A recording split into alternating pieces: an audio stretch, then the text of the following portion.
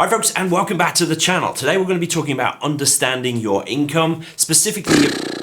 Do you wait for me to press record before making noises off camera? Sorry man, it's just, I've had this pension statement through and it makes literally no sense. It might as well be written in Greek and in code for all I can make head or tail of it. Wouldn't it be great if you had somebody you could ask about stuff like that? Yeah, that would be cool.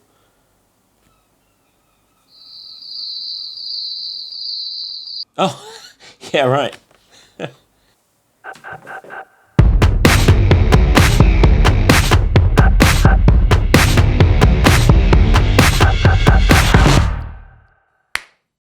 If you're new here, my name is Pete Matthew. I'm a chartered financial planner based in Cornwall in the UK, and I've been putting up content on YouTube for more than 10 years, giving you everything you need to know and everything you need to do to secure your financial future. So last week we talked about knowing your expenditure levels in detail before you begin to approach your retirement planning. I'll link to that video up here. But expenditure is only half the story. If it's true, and it is, that all financial success comes down to mastering your income and your outgoings, that's your cash flow, then we need to talk about income today. Specifically, I want to help you understand and pull together all the likely sources of income you might have in retirement and then how to make sense of them. So let's start with the state pension, which for most of us will be the bedrock of our income in retirement. Now, I know that many people believe that it won't exist in the future, but I see absolutely no reason why it won't. They'll keep changing it, for sure. They'll keep putting the pension age back, but I'm certain that it will always be a thing. Now, if you want to plan for retirement without taking into account the state pension, then go for it, because then anything that you do get will just be icing on the cake. Now, as I record this in June 2021, the full UK state pension is £9,339 per year. Not enough to live well on, but it's not a bad start. And of course, if you're a couple, that's more than 18.5 grand a year. Now, you need 35 years of national insurance contribution to qualify for the full state pension. And the easiest way to know if you're on track to get that is to check on the gov.uk website. I'll make sure that there's a link to the right page in the description of the video here, but that page will tell you what pension you've accrued up to now, what the system expects that you will get to by state pension age. Make sure you read the page carefully, that it is pretty clear, I think. But crucially, the income figures given are in today's terms. It's what you would expect to get if you were being paid today. And whenever we're planning, we must always think in today's terms, because it's the only kind of money that makes any sense. We can't know what the price of a loaf of bread will be 20 years in the future, but we know what it is now. So we must always think in today's money. Now, next, you might be lucky enough to be a member of a defined benefit pension scheme. Usually these are the preserve of the public sector, like the NHS, the civil service, police and fire service schemes. These are very, very valuable benefits because they offer a guaranteed income in the future. The difficulty though is that, like Pedro here, the statements from these schemes can be very difficult to understand. Now, if you're no longer in the scheme, then it's a bit easier. Now, your statement should show the current benefit that you have in the scheme, today's money, remember. And so that will be represented as a yearly income.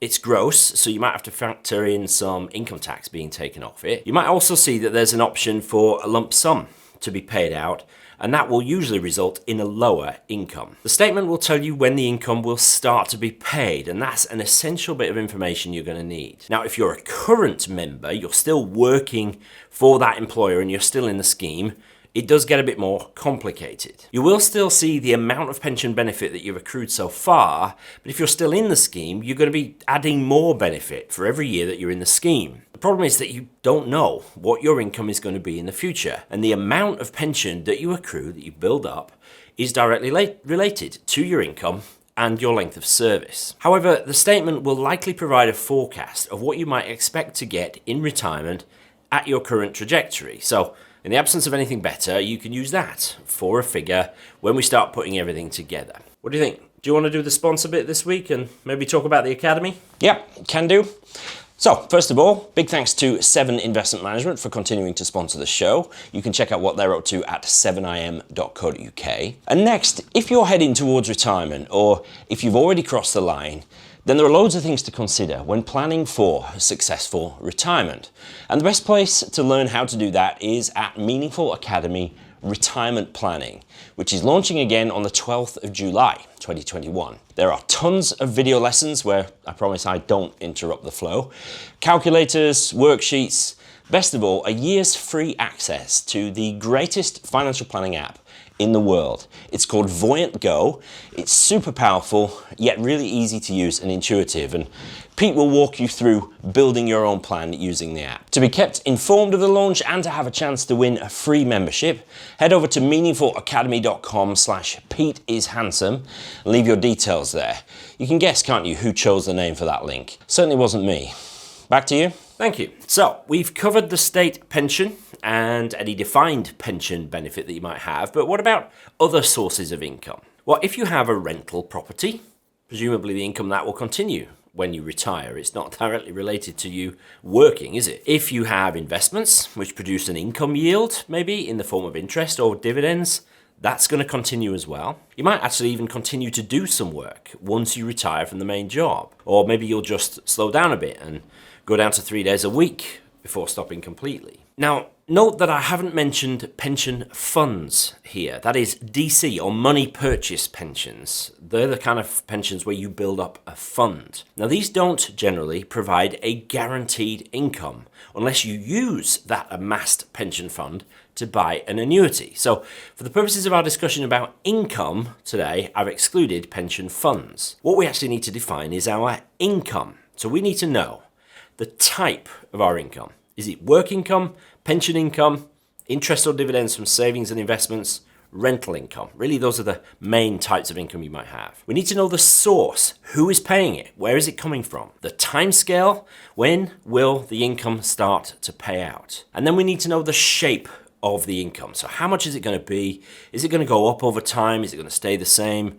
Is it even going to stop after a fixed period? So chances are that when we start to put this together, we might have a shortfall between what we said we want to spend, that was in last week's video, and what is going to be coming in as an income when we retire. So we're going to talk a bit more about this next week and what we can do about a shortfall. But for now, I want you to get a handle on your income sources and the above information that we just talked about on all of them. Get your partner to do this too, if you have one, obviously, and get a handle on your combined finances and what they might look like in retirement. Now, there's a worksheet to help you with this. You can download it for free at meaningfulmoney.tv/retirement income. I'll put the link down there, and of course, it's in the description. That will just help you collate all this information together in one easy to understand place. Okay, there's loads more to come over the next couple of weeks, of course, and there's much more detail in Meaningful Academy Retirement Planning. All the links and info you need are in the description under the video. And as usual, if this video has been helpful, hit the like button, subscribe to the channel. It really, really helps. So thank you in advance